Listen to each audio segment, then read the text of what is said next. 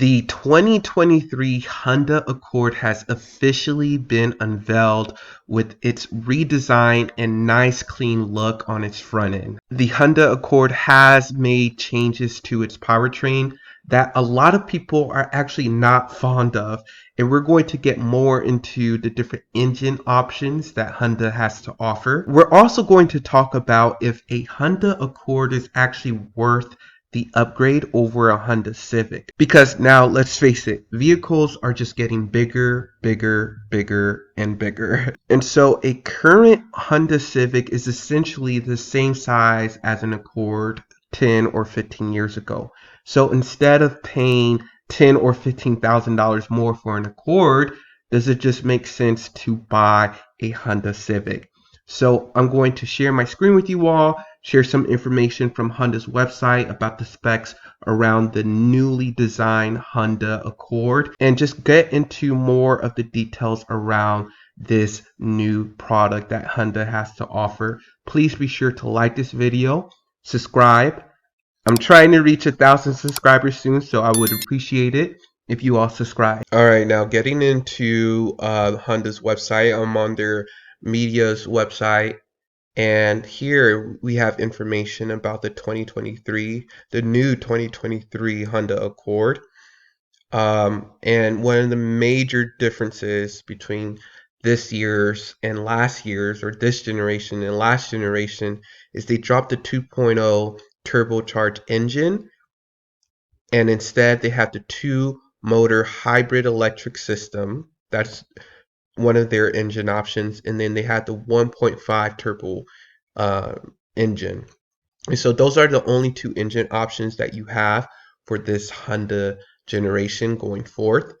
The other thing is that they seem like they are ready to sell good amount of hybrid, and so maybe their production facility is really ready for that, and so they believe it's going to represent 50% of Accord sales as Honda tries to electrify their vehicles and just head more into that space and everything like that.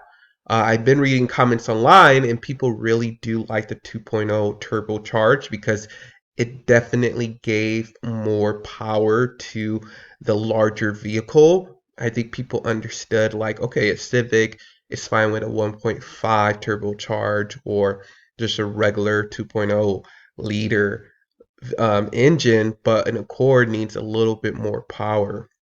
And so people were a little bit upset about that, but this is where the industry is heading into, and so it's like, you got to adapt and make changes to what you offer.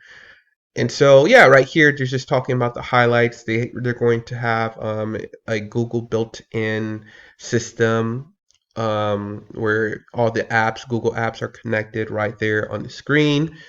Yeah, they have the 12.3-inch color touchscreen for top trims. They have the standard 10.2-inch digital display, and they're going to have 6 different trim levels. And so you have the the LX, the EX, and then you have the Sport. So the standard ones are the LX and EX.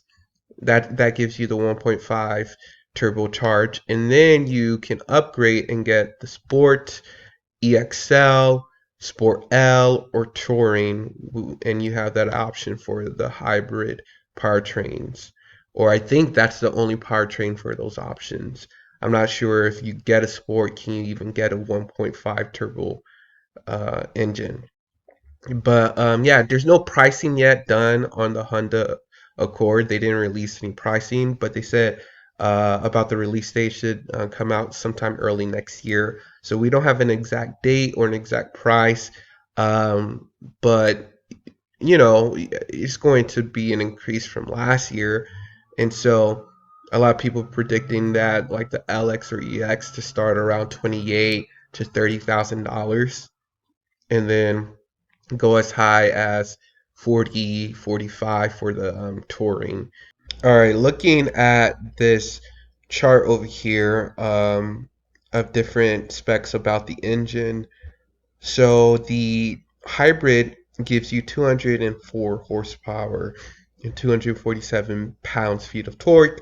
1.5 gives you 192 horsepower and the same 192 pound-feet of torque. Drive modes, econ, and normal mode on both, on all trim levels. On the higher trim levels, you get sport and individual, where you can customize it and do your own thing. So you have a two-motor hybrid system that was introduced on the CR-V that they released last week, I believe. But they're just dual electric motors that are sitting side by side on by each other.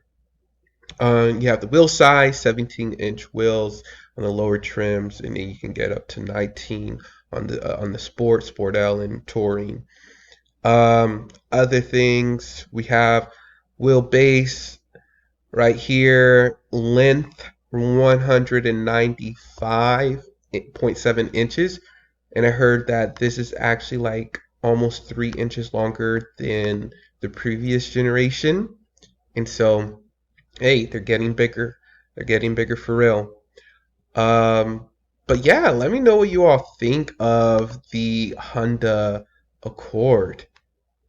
Let me know. I do like the redesign. To me, it looks very clean. I like its sharp edges and new design. And, to me, Accord's always just been nicely designed, pretty well. I usually like them over the Camry, aesthetically at least. And so, yeah, let me know down below. All right, talk to you all later.